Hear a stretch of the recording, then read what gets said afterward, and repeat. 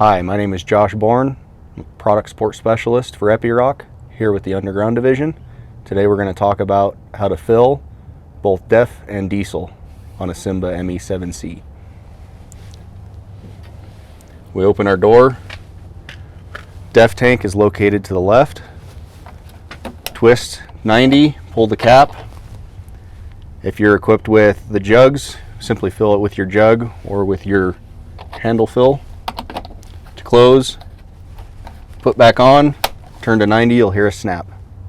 On the right, you have your diesel fill. Remove your cap, fill from your diesel fuel station.